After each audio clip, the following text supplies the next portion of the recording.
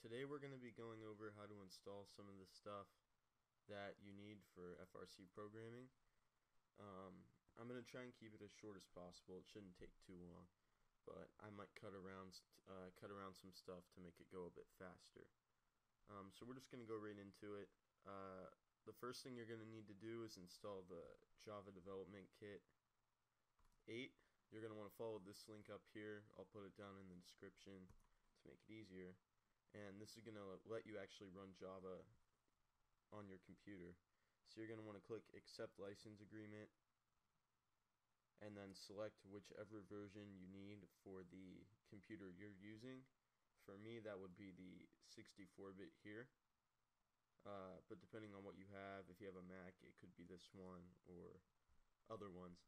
I already have this installed, so I'm not going to go through it, but basically you're going to want to download this file and run it and follow all the prompts. It's really easy and it doesn't take too long. Once you have that installed, you're going to want to go to eclipse.org/Luna,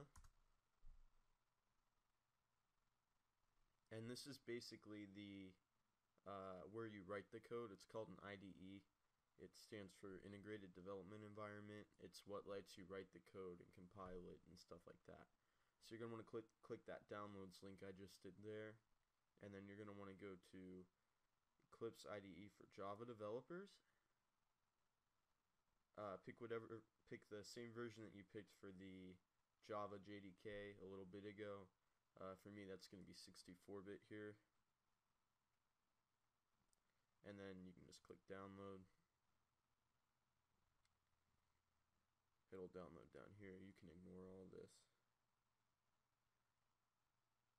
And you'll see this will probably take quite a while. So once that downloads, we'll cut to when it downloads so you can see it. Alright, so once that's done downloading, you're going to want to take it to your desktop and right click it and click either extract here, extract all.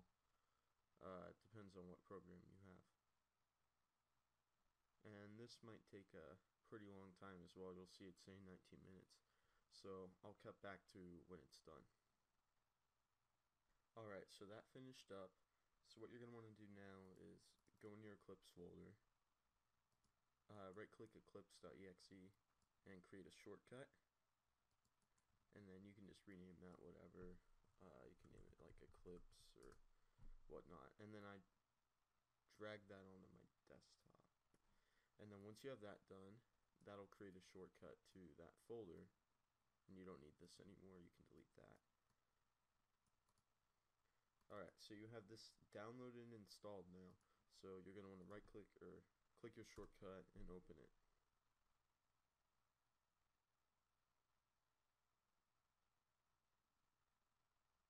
And if it asks you about what workspace you want to use for Eclipse, you can just take the default.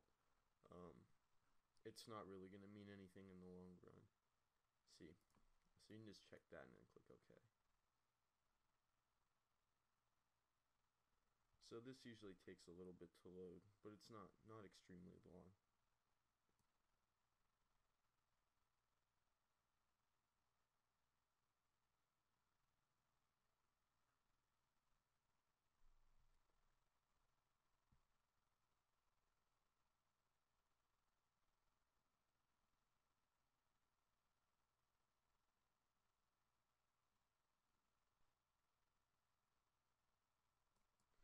Alright, so it'll open up for the first time. You can just close that. Shrink this a bit. And now we're actually going to work on configuring it to actually work the way we need it to work. So this is kind of important. The first thing you need to do is go to Window and Preferences, and this is where you can control a lot of this. You need to click the drop down arrow by Java and click Install JREs. And you'll see it says JRE. You want to set it so that says JDK. So what we're going to do is we're going to go and add, take standard VM. For JRE home, you're just going to take directory, do this PC, C, program files, Java, JDK, and then you just click that folder and that's all you need. So you can click OK. I'm going to rename this just like JDK8 so it's easier to see. Finish, and now you'll see it added that. So you're just going to swap that over and click OK. And that'll make it actually use the Java Development Kit you downloaded to actually compile your programs.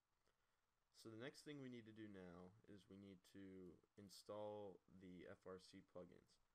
So I have a link here. I'm just going to copy and paste this in. Click add and then give it the name FRC plugins. And give it a second to load.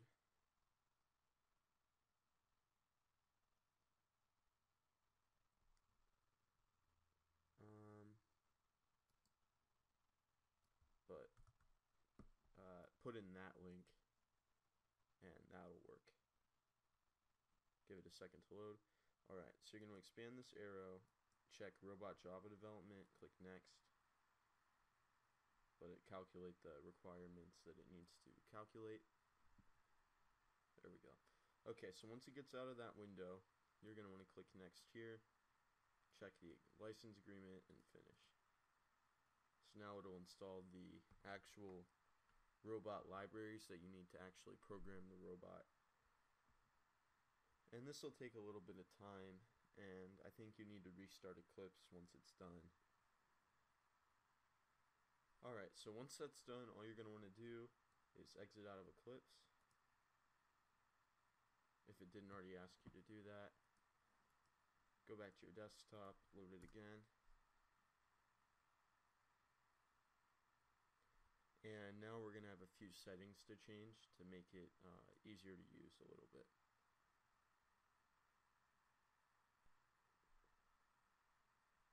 Alright, so we're going to go back to Windows Preferences. You can think of this as like the main settings page.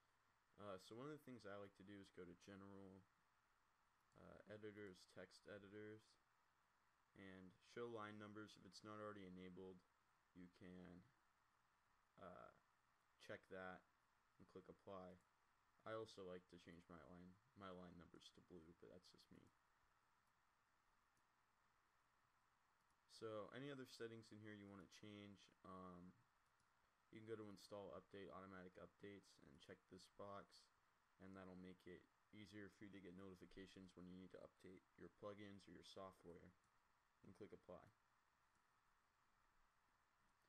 But anyway, that about wraps it up for this episode. Next time we'll actually be talking about some of the actual programming stuff, but this was just kind of an episode to get everything set up so you're ready to go. But see you next time.